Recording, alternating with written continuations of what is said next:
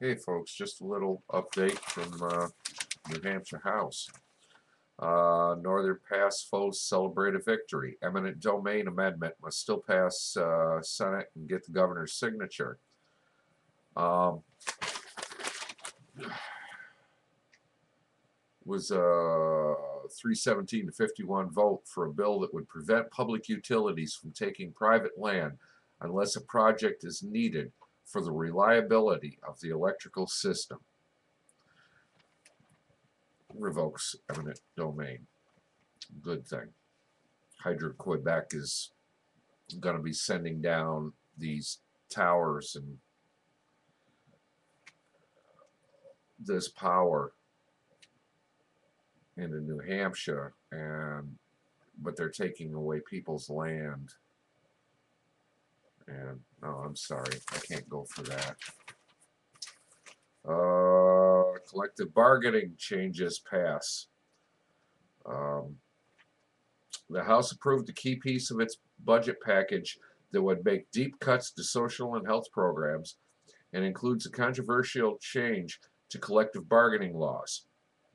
On Wednesday, Republicans rejected a series of attempts by Democrats to lessen the dramatic changes in House Bill 2 and passed it 222 to 119.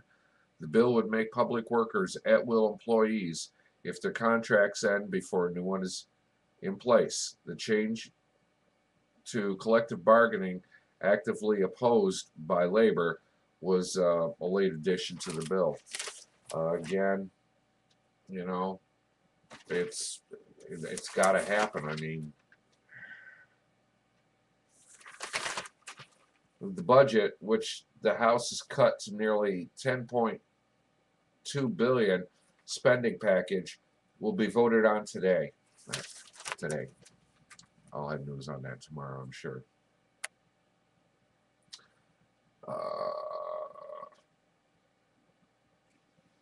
The total spending level is $743 million less than the current two-year budget. HB2 makes the changes in law needed to put the new budget into effect. HB2 would eliminate a $7 million program meant to help troubled children in need of services, cut services for the elderly and disabled, cut $115 million in funding to cover hospital charity care, limit the role of the Attorney General's office, reinforce public pension system changes, free school building aid for 2 years, lock in education aid at this year's level, lock in reduced aid to local government, close the Department of Cultural Resources, and require a managed care system for Medicaid, among other things. The full bill has 465 sections and covers 136 pages. Let's see. And a good one, a real good one. New Hampshire to D.C. Bill reasserts states' rights. House gives okay. Democrats say issues were settled by Civil War. No, they weren't.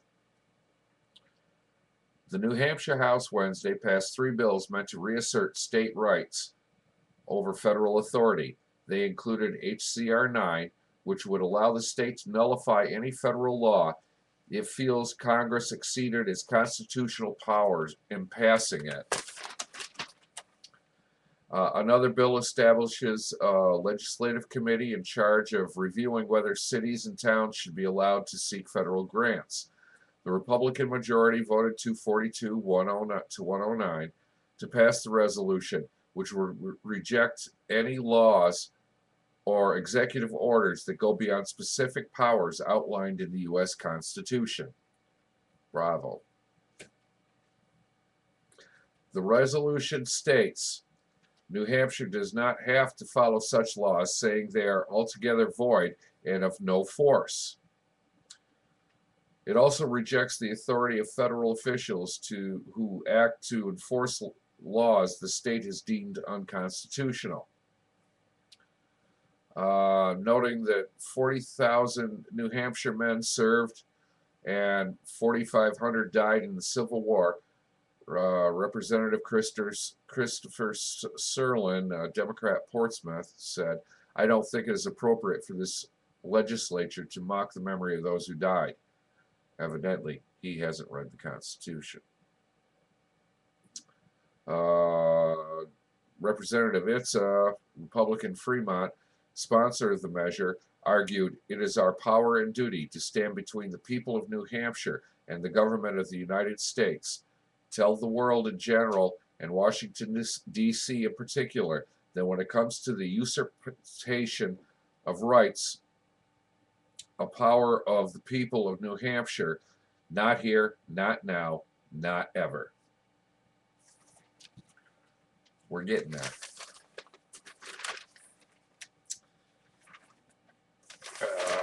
Let's see.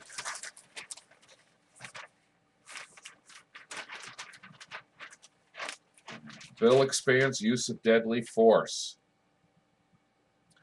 Castle Doctrine. Homeowners can use deadly force on their property if they believe they are being threatened.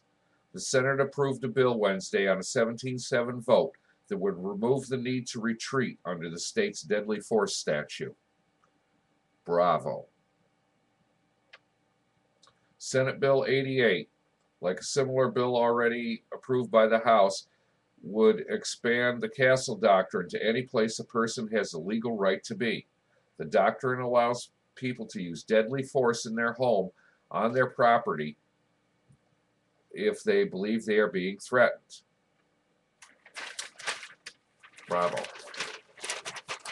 Bravo. And another big bravo.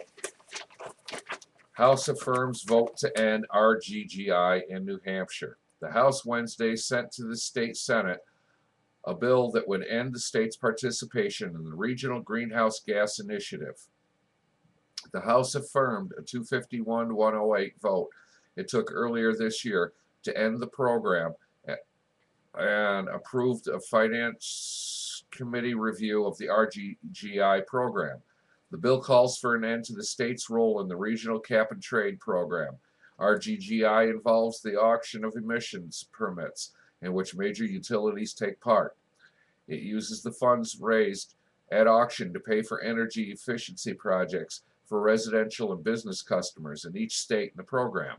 Repeal of the law that passed in 2008 was one of the priorities Republicans set this year, arguing it is a tax on carbon emissions that hurts consumers. The electric company is not going to absorb the price. No, they're going to pass it on. When was the last time you looked at your utility bill? Anywho, folks, we're going to call it a wrap for today, but good stuff in New Hampshire. We're getting there. Peace out.